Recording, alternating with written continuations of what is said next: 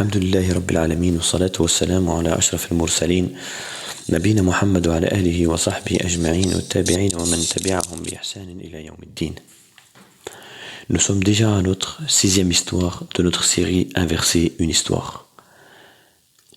Lors de la bataille des coalisés, le prophète sallallahu alayhi wa sallam, après consultation de ses compagnons et après avoir pris l'avis de Salman al-Farisi, ont creusé un fossé entre l'ennemi et la ville de Médine. Quraysh s'est regroupé aux abords de ce fossé et a tenté à plusieurs reprises de passer ce fossé afin d'aller attaquer la ville de Médine. Les Juifs, les tribus juives de Médine avaient rompu le pacte avec le prophète sallallahu alayhi wa sallam, avaient trahi le prophète sallallahu alayhi wa sallam. Les hypocrites commençaient à chercher des excuses afin de fuir le champ de combat, afin de fuir le champ de bataille, afin de trahir une nouvelle fois comme ils l'ont fait à Uhud, le prophète sallallahu alayhi wa sallam et ses compagnons, en se cherchant de fausses excuses. Le prophète sallallahu alayhi wa sallam avec ses compagnons avait mis des jours et des jours pour creuser ce fossé. Et ils n'avaient pas mangé depuis quelques jours. Le prophète sallallahu alayhi wa sallam et certains de ses compagnons s'attachaient des pierres au ventre car ils avaient faim.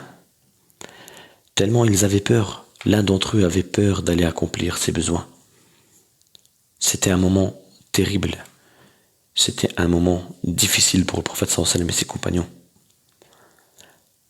Et durant une nuit de cette bataille, le prophète sallallahu alayhi wa sallam s'est levé devant ses compagnons et a dit: qui d'entre vous peut se rendre dans le campement de l'ennemi afin de me rapporter les informations? Les compagnons, qui avaient très faim, très peur, très froid, comme nous le rapportent certains hadiths, n'ont pas répondu. Hudayfa radiyallahu anhu nous dit: j'avais peur que le prophète sallallahu alayhi wa sallam me choisisse pour aller lui rapporter les informations. Car s'il me choisit, je dois y aller. Et le prophète sallallahu alayhi wa sallam dit: Hudayfa, lève-toi et va me rapporter les informations dans le camp ennemi.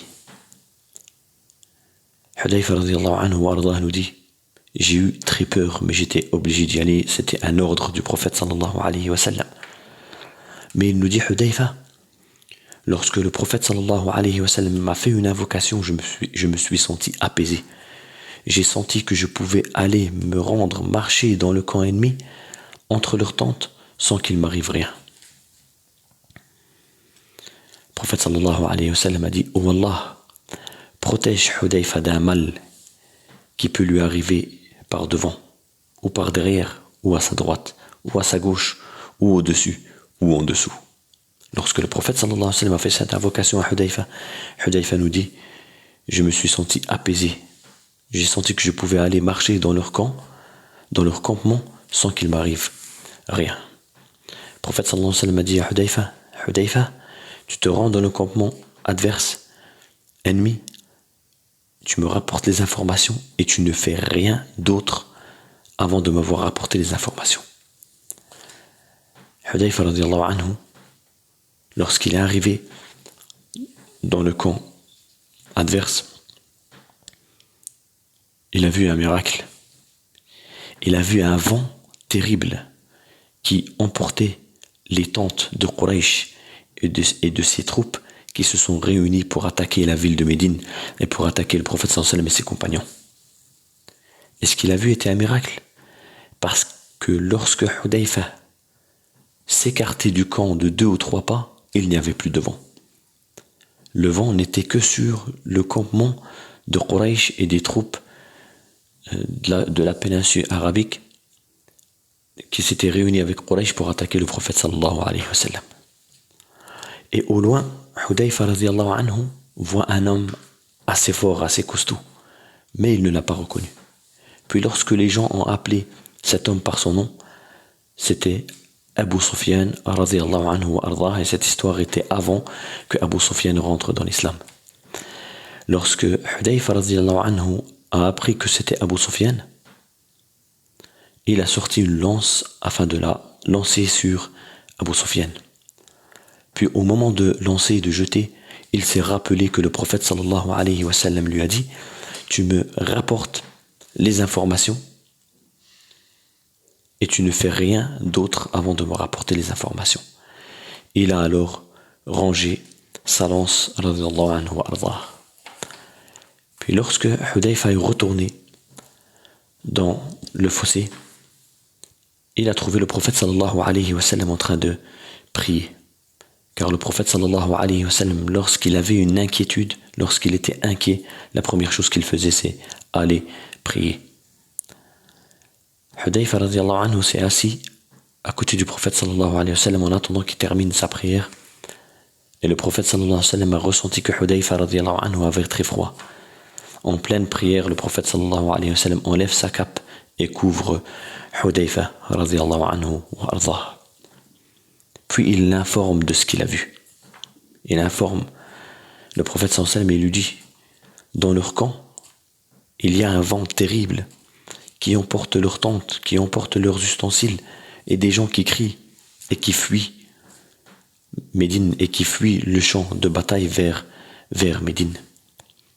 Allah subhanahu wa ta'ala a donné la victoire au prophète sallallahu alayhi wa sallam et aux croyants sans même qu'une bataille ait lieu. » Et Allah subhanahu wa ta'ala a révélé alors le verset suivant. « Ô vous qui croyez, rappelez-vous le bienfait d'Allah sur vous. Quand des troupes sont venues et que nous avons envoyé contre eux un vent terrible, et des troupes que vous n'avez pas vues. » Les savants de tafsir ici ont dit, Allah Azza wa Jalla a envoyé un vent terrible sur Quraysh et les troupes qui s'étaient réunies pour attaquer Médine, et a fait descendre des anges afin de semer la crainte, la peur dans le cœur de Quraysh et des gens qui étaient venus attaquer Médine, ce qui les a fait fuir. Allah Azza wa Jalla ici rappelle ce bienfait-là au prophète sallallahu alayhi wa sallam et à ses compagnons. Nous tirons comme leçon de cette histoire que lorsque la personne veut faire une chose, un projet, elle doit se méfier des hypocrites. Car les hypocrites te laisseront tomber tôt ou tard. Et également, nous tirons de cette leçon que la personne, lorsqu'elle doit monter un projet, alors qu'elle le monte avec des croyants, qu'elle cède des croyants. Car, comme on a vu dans cette histoire, comment les Juifs, les tribus juives de Médine ont trahi, ont rompu le pacte qu'ils avaient avec le prophète sallallahu alayhi wa sallam, qui était un pacte de sécurité. Nous vivons ensemble en sécurité. Vous ne nous attaquez pas et vous aidez pas les gens qui viennent nous attaquer, et vous serez en paix.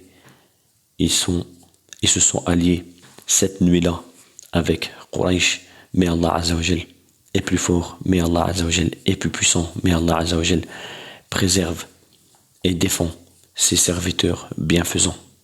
Nous demandons à Allah Azza wa Jal qu'il accepte notre jeûne, nos prières et nos invocations. Nous avons déjà jeûné quasiment une semaine. À nous tous de nous remettre en question combien de chapitres de Coran nous avons lus, combien d'actes de bienfaisance nous avons accomplis.